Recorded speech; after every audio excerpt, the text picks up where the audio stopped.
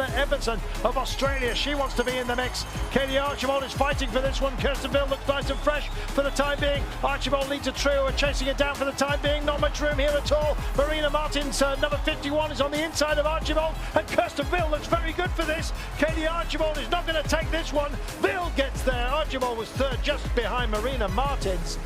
What a phenomenal performance here by Kirsten Wild, and she loved that. Just drops down a little, but Heiter is also on the case.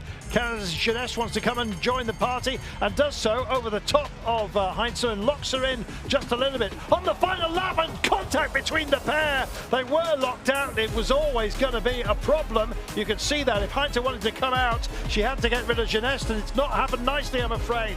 And at the finale here, as we take that tumble, I hope they're okay. It is France's Gross that takes it, and she will progress here. Starakova's going to have a say in this, you can be sure, but doesn't like to go long, and she's facing the wind at the moment, just out of the aero draft being created by Lee-Sophie Friedrich. She still holds that position. This is a display of sheer power. The final lap and more. She's gone from a long, long way out and holds it. That was brilliant.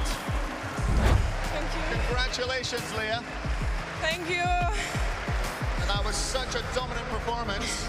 You seem to want to get to the front and just take control. Yeah, it was an unbelievable race for me. Oh, it was so painful. Sorry. I'm so tired, but I'm really happy to win this race. Thank you so much, London. Gavin Hoover it is that sits just in front of Mauro Vedri at the moment, and as you can see, others would like to play the game, quite frankly, and it's time to pick up the cudgel and start using it. It's Claudio Imhoff of Switzerland. I told you, he's a great six-day man. He's away. This is going to be 20 points for him, for the flying Swiss, Claudio Imhoff. It's a question of who's going to tidy up behind him. Oh, what a move. The crowd love this. They're used to the London Six. They're used to seeing this kind of performance. And what a show by Claudio Imhoff. Chapeau, sir. That was brilliant. Oh, well. You know, I've got a feeling we might well be on for something here, as in surprise. Let's wait and see. Le Freysen's using all of the track. He's not afraid of extra meterage by the looks of things. But here's the response from Pottinger. Now he's coming up, but he's not quite on his hip just yet. This is going to be tighter than anyone thinks. Here we go. Oh, he gets there. He gets there. Eddie Archibald at the back. Kirsten Wild imposing herself still. Kirsten Wild's been amazing tonight, Joe. She's just riding her own race. Look at her. She's riding everybody off so well. She's just stayed on the front, winding it up, and the battle is between Katie and Annette Everson at the back now.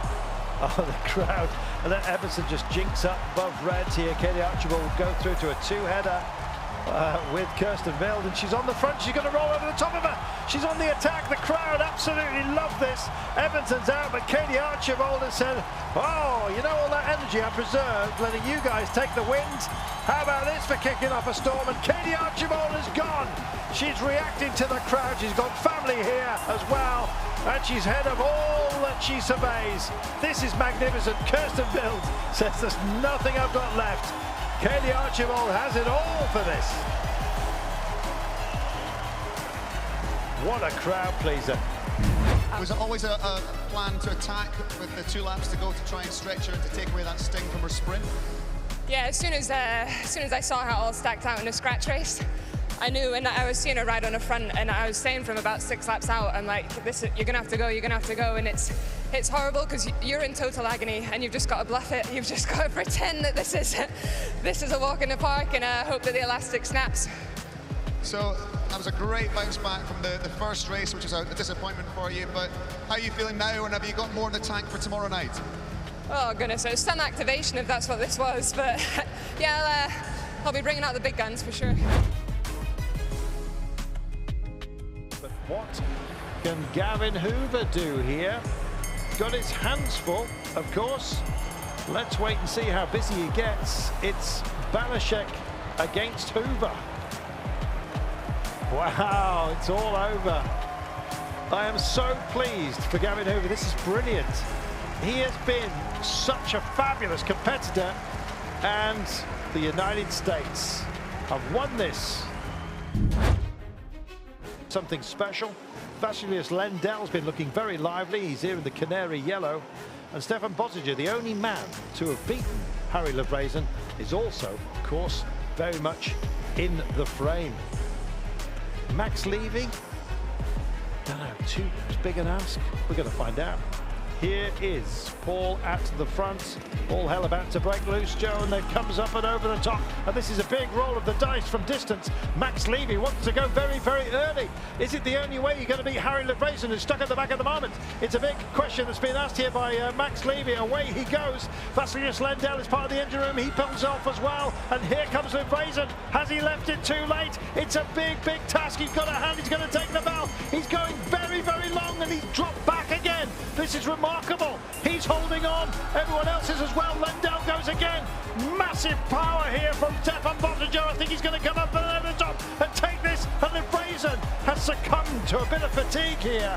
Bottiger does the job brilliantly. A little bit of a charge as Friedrich picks it up, tries to mug Heinze, if you like, but she's well aware she's there. Classical sprinting this. She goes very high. She'll try and drop off the banking next time by. In fact, she rushes in right now. They're taking the bell. Here we are. Some rush room perhaps for Friedrich, and here she comes like a train up onto the hip of Heinze. It's the pair of them almost level. They will be at the line by the time this winds out. No! 3/4 of the bike. Heinze takes it. A Champions League winner. And in the Women's Endurance Championship, Katie Archibald gets the biggest cheer of the night. What a performance she put on. She's well on the way to being the first Champions League winner.